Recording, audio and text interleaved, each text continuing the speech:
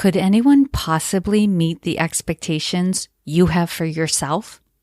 Many of the women I coach have such high expectations for themselves, they sacrifice health and happiness to meet them. Sometimes the driver is the thought that others are expecting a lot from you. But if you look closely, is that true?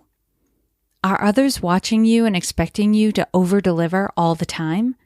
Or are you assigning them those judgments because in reality, you're judging yourself? I had a fantastic conversation with Andrea about trying to meet your own unrealistic expectations, delegating, having healthy boundaries, and asking for help. If you feel like you're doing too much for everyone else and not getting enough time for you or for the people and things that are important to you, listen in. If you are new to the Women Taking the Lead podcast, hello and welcome. I'm Jody Flynn. I'm an executive leadership coach, speaker, and author. I'm the current president of the board for the Maine Women's Conference, and I have the privilege and joy to work with women leaders to hone the skills and the mindset that allows them to grow into and then thrive in senior leadership. My specialization is working with women who are still stabilizing after their last promotion and those who want to be ready for the next one. It is my belief that for more women to hold positions in senior leadership, there are changes at the individual and organizational level that need to occur. Not only do women need to be trained and coached on how to operate at these levels of leadership, organizations need to change their paradigm of how the work gets done and what supports are in place for leaders to do their job. If we are not already connected on LinkedIn, please send me an invitation to connect. You can find me directly at linkedin.com/in/Jody Flynn, or you can search for Jody Flynn on the platform. I am very active on LinkedIn, so I should be at or near the top of the search results. You'll see the follow button is prominent on my profile, but if you click on the more button to the right, you'll find the option to connect. Click on that and be sure to add a note to the invitation letting me know you're a listener of the podcast. I would love to connect with you and get to know you better.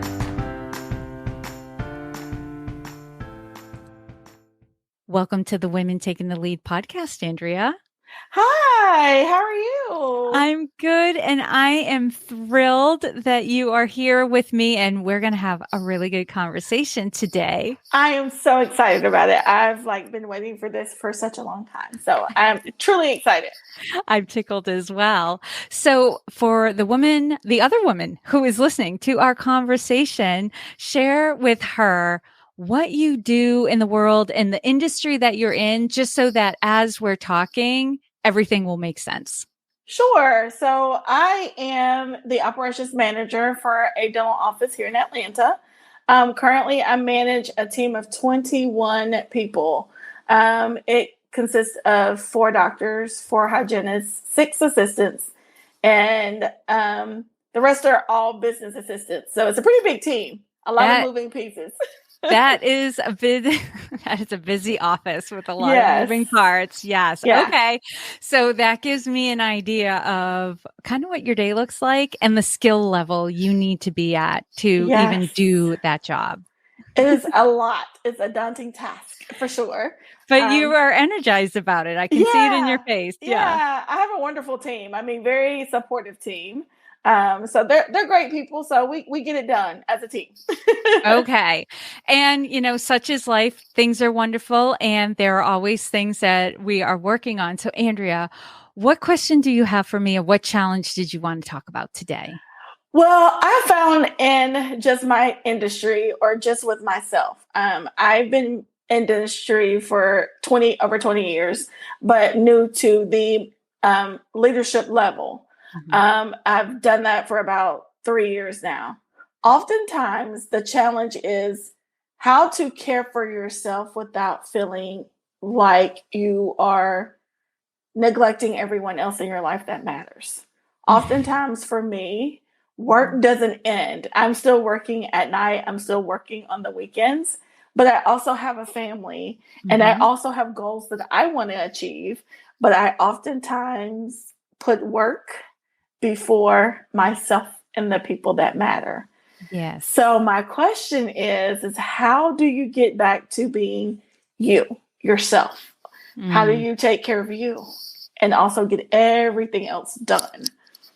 I love this question. And for those listening, Andrea warned me. This is a question she thinks a lot of women go through. If this was a live audience, I'd be looking out into the crowd and say, raise your hand if this is also something that resonates for you. And I guarantee you, like 99% of the room would have their hands in the air. So, especially being relatively new in your role, I would say you're not a newbie if you're 3 years in and you probably were doing some of the tasks of leadership before you had the title. Yes, you're exactly right. Yes, which is often the case, right? People see like, oh, you'd be really good in leadership. How do I know? Because you're already doing it, right? Yeah. Okay, so this is not new to you. This has been going on for several years. Yes. Yeah. The balance between, wanting to give your all to work, because work is very fulfilling and gratifying. Yes. And like we get a lot, like I know work takes a hit and we talk it's often talked about in negative terms, in articles and when people are talking about it. But I think, the secret of ambitious women that we can all share is like, but there's something just so enlivening about the work as well. And so gratifying when things are going well and projects are getting done and initiatives are moving forward. And that's almost like the siren call. And it's what causes us to put ourselves and our family and our personal ambitions, I will say as well, because there are other things that you want to do. Yes, of course. We put it to the side because there's this thing that we've gotten to the point in our life too, where it is giving us a lot of juice, right? Yeah. Right? But it's limiting. It's kind of one dimensional. We want the other areas of our lives to get some breathing room, get some sunshine, get some life as well, and how to balance that. Okay. Right. All right. This is a great question. So, Andrea, tell me a little bit more about the work you're doing. And specifically, I want to know, what are you doing at night and on the weekends related to your job? Well, as you can imagine, it's a big team. We're in patient care. So for about 9 hours a day, we have to put aside everything we think and feel and take care of our patients. Which oftentimes with the shortage of help now after pandemic, I have a team that's not fully built out. Believe it or not, we need more hands I need more people to add to what I already have. So oftentimes I find myself doing other tasks, right, to get us through the day that leaves my task being put to the side or after work or on the weekends. A lot of it is just making sure that the office runs. We're ready for our patients, and it's a lot. I will say that. So I think what it is just because of the shortage of employees because of pandemic, especially in the medical arena. I mean, we're in the dental office, so we did lose a lot of people because of the pandemic. So oftentimes I truly am doing other tasks, trying to make the day-to-day run, but they're still reporting. They're still the business side of the office. I have to look at reports and numbers and make sure we're thriving and we're doing as we should. And then there's patient care. Patient care kind of happens between the opening hours. Running the business happens after opening hours. Right. So I just find that the task, and I used to think it was time management, like you got to better manage your time. And I will say some of my friends would say that. Let's say that other people, colleagues would just say, "Oh, it's just time management. You got to learn how to multitask. You got to get it done." And I think we as women hear that more than some of our male colleagues, Whereas, I think they get a pass. I'm just going to say it. They get a pass. Whereas we as females or women, I feel like we still have to juggle everything, if that makes sense. Because I am the boss, I have to fill in the void. Yes. Well, I think to what you're speaking to, you made a lot of good points. You know, sometimes the work is greater than the amount of time you have, and that can just be a reality. Now, are there sometimes I go into a situation and I'm like, let's look for wiggle room. There might be wiggle room here, right? There are stories of like, we cut back staff and we were more productive than ever. How did that happen? Right. Right. You know, that happens, but you are also in your office constantly looking for those things. I will ask you some questions just to explore it a little bit, just to see if we can find some wiggle room. But sometimes that is the reality, that like there's more work to be done than there is time in the day to do it. And so then some hard decisions have to be made in that case, if you want, you know, to have your personal time. And I will say there is an expectation, whether it's coming externally or in our own heads or both, for women to just suck it up and do it. Yes. Right. Exactly. Whereas sometimes I think for men, they just go, well, this makes no sense. Yeah. How can I possibly? No, I can't do that. Whereas women, we're like, you know, you want me to do 150% for the next few years? I'll do it. No. Yeah. And I personally feel like when I leave something to the next day, which oftentimes I have to, I mean, right? It's only 24 hours in a day. But I feel like I'm being judged. Even though I have a wonderful support team, I feel that I'm being judged. Like, gosh, she can't keep up. She can't, you know, she's not doing it. You know, she's not at her standard, you know, or above standard. So I oftentimes feel like, oh my gosh, I beat myself up thinking, okay, I got to get everything done.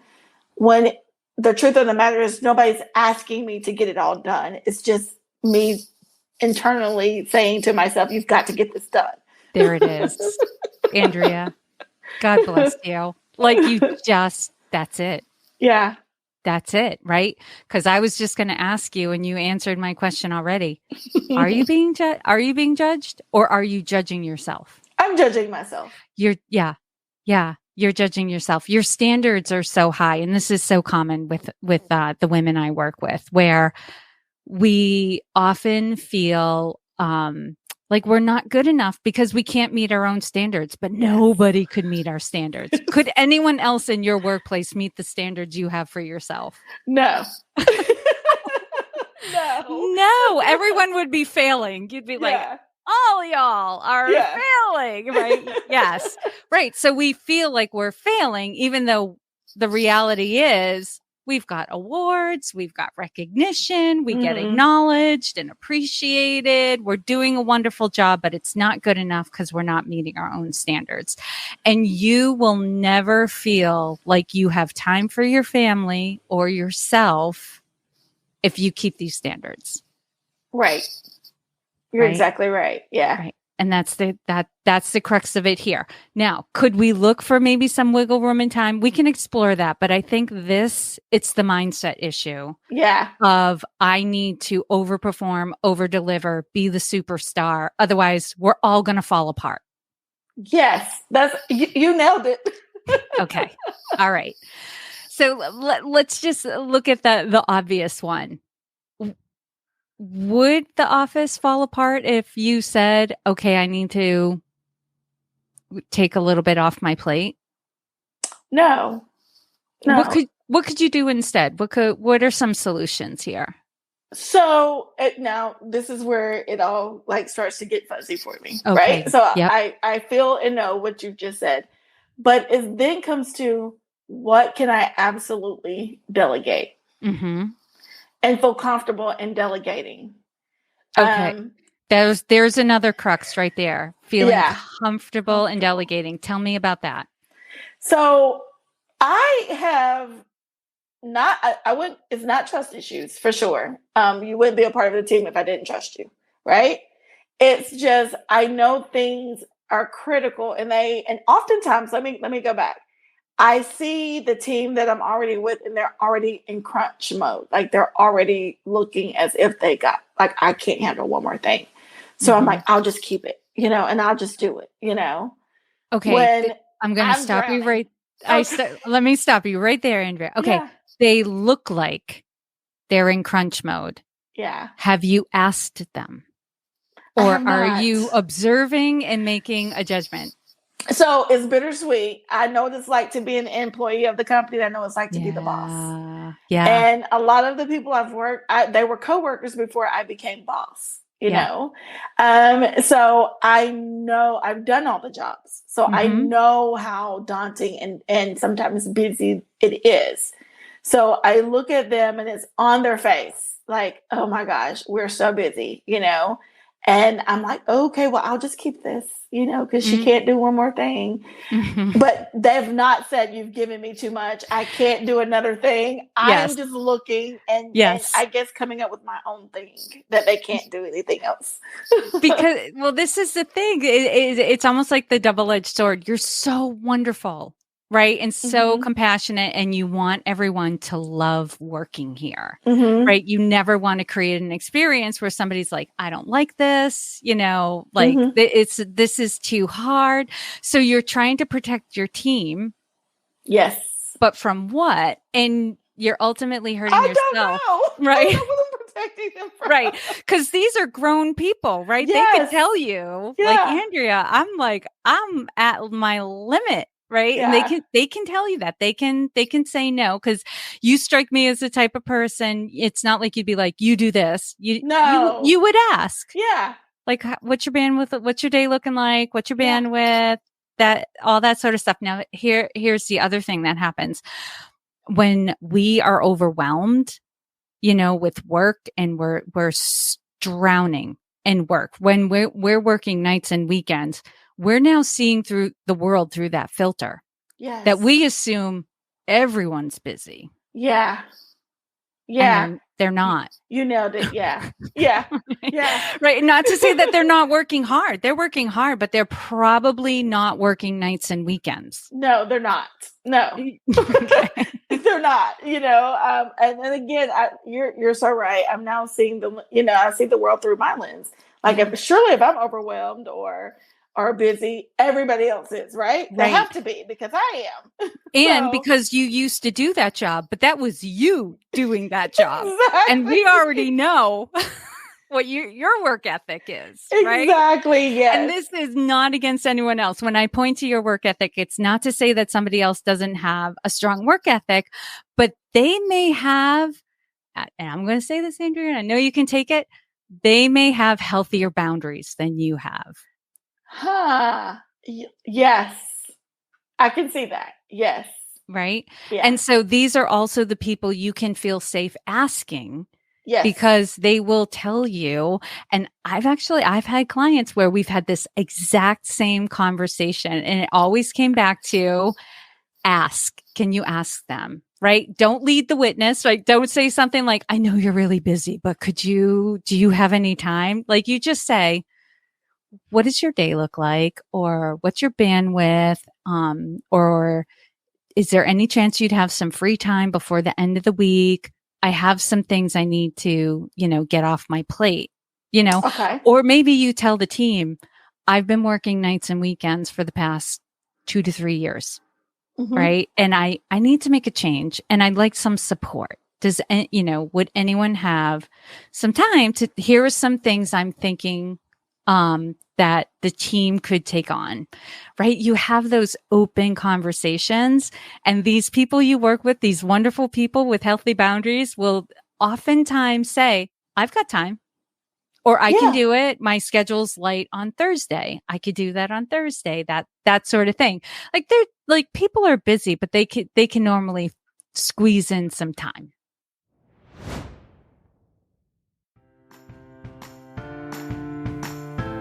There is so much that can be gained by listening to what another woman is going through, and to understanding the strategy she will implement to overcome the challenge she is faced with.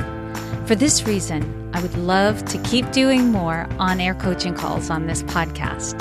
If you are a woman leader who's been promoted or taken on a new role in the last year, I invite you to apply to be on the Women Taking the Lead podcast. You will be completely anonymous, so you won't need to worry about anyone you work with listening to you talk about your challenges. This is an opportunity for you to get insights and strategies to overcome any challenges you've been faced with at work. And the other woman listening to your episode will learn from your experience and gain insights that they can use at work. You can find the link that will take you to the application in the episode description in your podcast app or at the bottom of the episode page on the Women Taking the Lead website. I'm looking forward to chatting with you.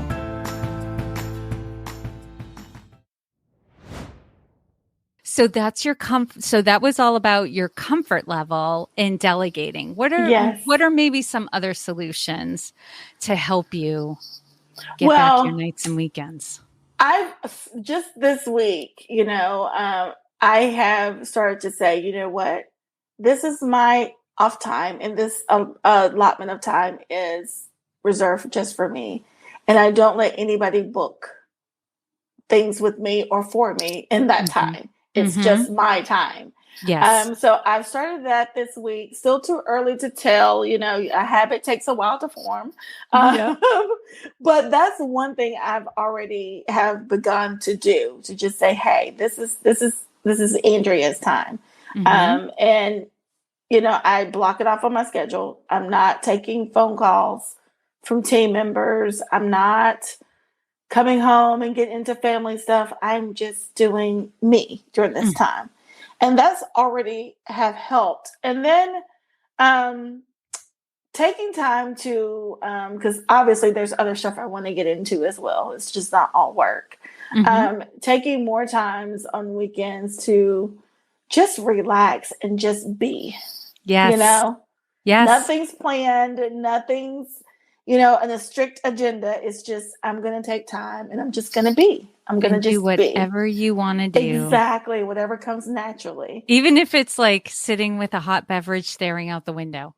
Yes, right. Right?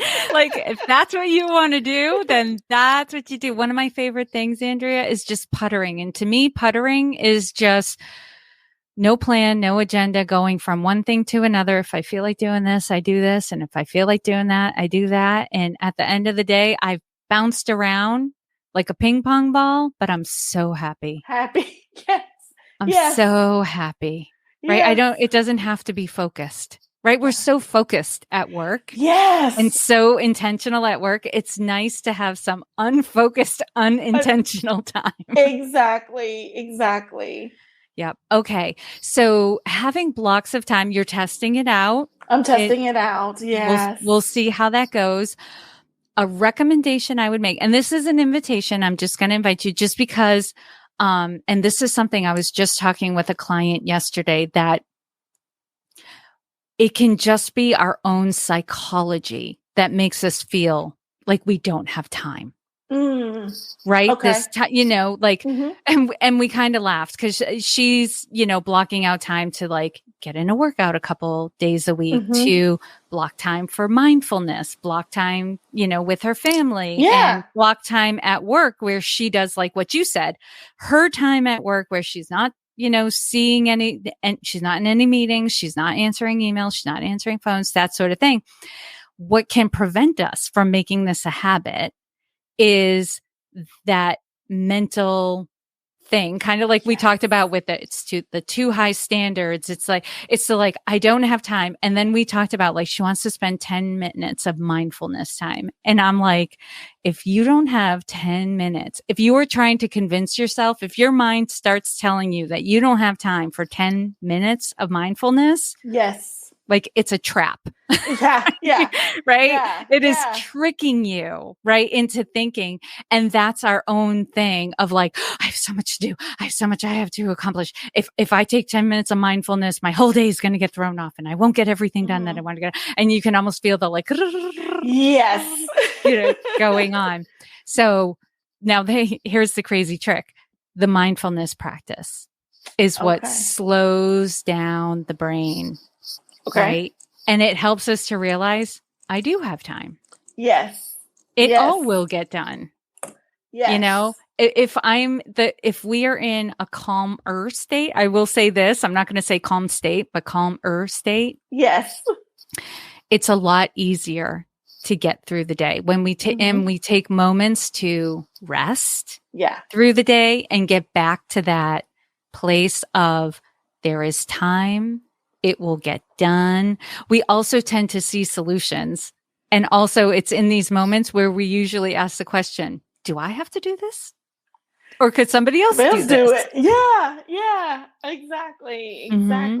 So my invitation is some form of mindfulness practice, whether it's prayer, breathing, a visualization, or just letting your mind wander, daydream, just something that lets you kind of get back into your body and in a calmer state, I think would help tremendously as well.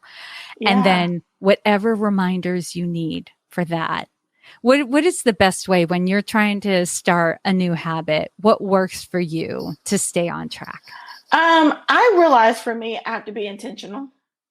So I do have to set reminders, whether that's for my cell phone, just saying at this time, like 15 minutes before that time begins, get ready. You have 15, it lets me know I have 15 more minutes before I'm supposed to start this. So whatever I'm in, either I need to go ahead and stop now, or when I get to a good stopping place, stop, take that time, recenter, refocus, come back. Yes. Okay. And this is also true for your block time. Like, okay, in 15 minutes, 15 you have block time. Okay. I love this. And I got a reminder this last week too. So I'll share it now, is that habit forming is about frequency, not the quantity of time, right? So if we're talking about a mindfulness practice, 2 minutes of mindfulness every day is better than getting 20 minutes of mindfulness twice a week. Exactly. Right. It's the frequency. The more frequently we do it, the easier it is for it to become a habit and then become a natural part of our routine. Yeah. So I'll say that as well. I have to remember that. Yep. That's something good, because I think even when I first started to do that, I thought, okay, gosh, I missed it. So then that created another worry, like, oh my God, I missed it, Yeah. Rather than just, okay, we just need to set time, frequently. It doesn't have to be 20 minutes, because I was like, oh my gosh, where am I going to get 20 minutes? Where am I going to get 30? Oh my gosh. And you saying that has now said, okay, it's the frequency of what you do, not 30 minutes here, 40 minutes there, Yeah. So that makes a lot of sense. Yep. And here's the thing. We got to lower the standards, right? Because let's just call it what it is. We got some type A tendencies in us going on right now, right? We can get to it's not a mindfulness practice unless it's at least 20 minutes, right? Yes. And then it doesn't count, right? There's, we get in these high standards of to do it perfectly, it has to look like this. So that's how I have to do it. Or, to have this be the best, it needs to be this. Okay. We need to scale that down a little bit, pull it back, and just remind ourselves we're beginners. We're just getting it going. And so it's more important to ramp up than to hit that ultimate goal. Yes. I agree with that. You'll get there. Okay. Yeah. What is there anything else that you can think of that would support you to have your, not have to work after work and on the weekends? Yeah. I think you nailed it. Working on a little bit of delegating. I don't have to be all things to everybody all day. Delegate when I can. And taking time to breathe too. Is just a process. Like I said, I've started for a week. I'll have to circle back and let you guys know how that's going for me. Yes, please do that. Even if you have updates before the podcast release, I can add that in the before or after, the episode. Okay. Yeah. We can do that. Okay. There was another question I was going to ask. This was not the crux of the issue because you seem like you're in a really good place. But one thing to look at too, because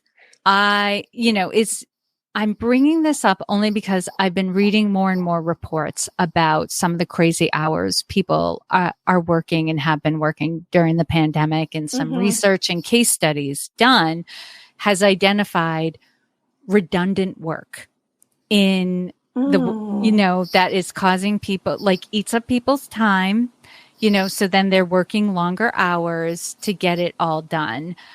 I'm not getting the sense that there's a lot of fluff work in your office or redundant work. That would be easy to just get rid of. No, it's not. It's things that matter and absolutely have to be done. I have to say that. Good. So it sounds like during the pandemic, any fluff that there was got scaled. We don't have time for this. This is, that sort of thing. Okay. My next question is, who's going to be doing the recruiting and how many team members do you need to hire? So part of me realizing, and like I said, I have wonderful bosses. I talked to them first and was like, okay, this is what's happening. And of course, my boss was like, oh my gosh, no, like nobody needs to do that, So it was recruiting with me. So that's what I would have to do on the weekends is recruit, look at resumes, do things. But since we've hired a recruiter that can handle that. So it was one thing that was removed off my plate. Yay. Okay. You just made me smile. Yeah. So again, and you just kind of confirmed everything for me and just saying, delegate what you can, have those conversations, get out of your own head, thinking that if I don't get this done, nobody's going to do it, and that was step one in saying, okay, I've got to have help, Yeah. And the first thing we did was get a recruiter who started recruiting individuals. So I didn't have to go through the fluff of the people that did not meet their requirement, Right. The recruiter totally helped with that.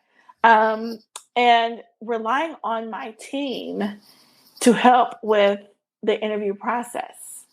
So maybe I get to meet with the person first. And if I think, okay, this would be a wonderful addition, I'll leave it up to my department heads to have the final say so. We all come back. And typically we just schedule a lunch with that new recruit and just get to know them. And then as a team, we now decide whether or not to invite that person on our team or not. Whereas I was seeing the whole process from start to finish. Oh, yeah. And some days it would be days or, weeks of trying to get through that daunting process. As many as people that we don't have in the workplace, there's a lot that are wanting to come back into the workplace. Yes. So you would post a job and have 125 resumes, Yes. And I thought, oh my gosh, I have to read all these resumes. And you couldn't, right? And you couldn't already. See, this is the beauty that you've already had this experience, but you had to hit your absolute limit before you said, I can't take on one more thing. Yes. But we need to continue that, right? Because now you want to think about there are times here and there where we need to work a few extra hours, that like there can be seasons in a business, but in the dental industry, I don't think it's not like you get super busy around Christmas or in the summer, that sort of thing. There's like a steady, it is like, it's always like, something maxed out, right?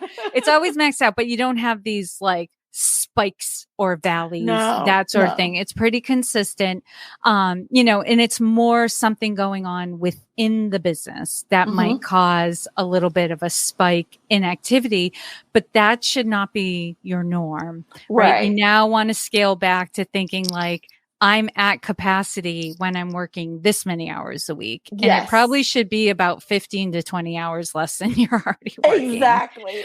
Yeah. You're exactly right.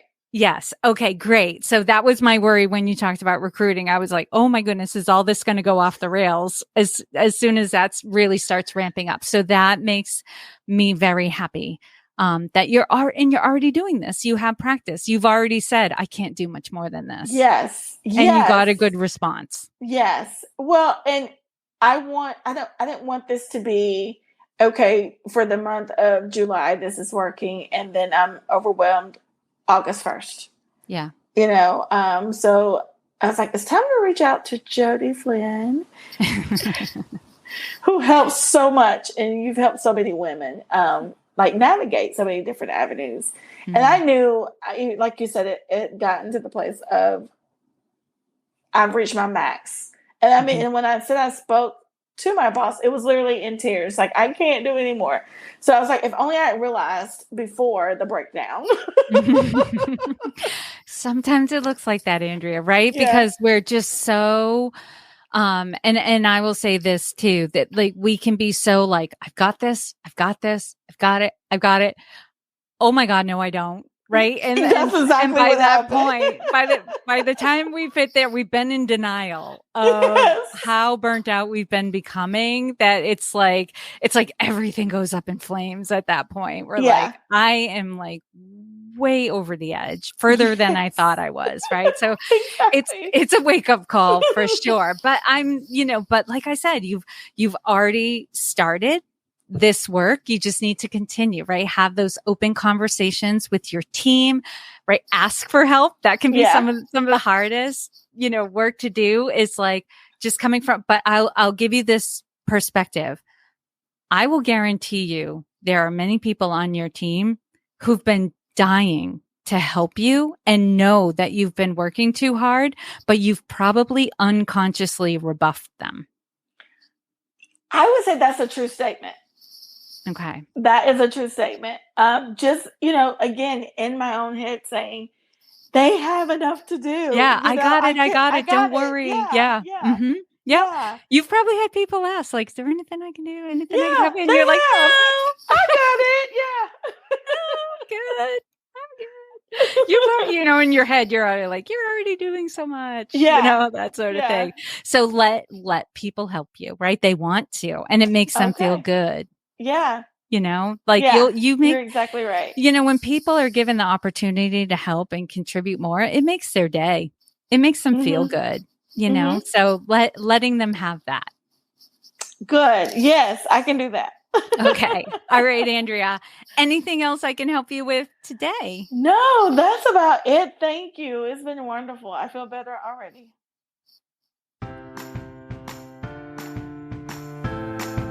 What were your takeaways from this on-air coaching call? Do you have standards that are impossible to meet and be happy? Are you hesitating to delegate because you think everyone around you is too busy? Head over to LinkedIn to share your thoughts and takeaways on the posts corresponding to this episode. I would love to hear what stood out most for you. And if your last promotion has you experiencing and confronting challenges you haven't faced before, consider working with me. I would love to support you through this transition, help you get your bearings, and feeling confident in your leadership once again. You can find a link to schedule a time to chat with me in the episode description. If you're listening through a mobile device, that link will be in your podcast app. And if you are listening through the Women Taking the Lead website, that link will be toward the bottom of the episode webpage. And if you're going to ask your company to sponsor you to work with a coach, there's also a link to access a checklist that will help you prepare for that conversation. And as always, I hope this was of value to you, and here's to your success.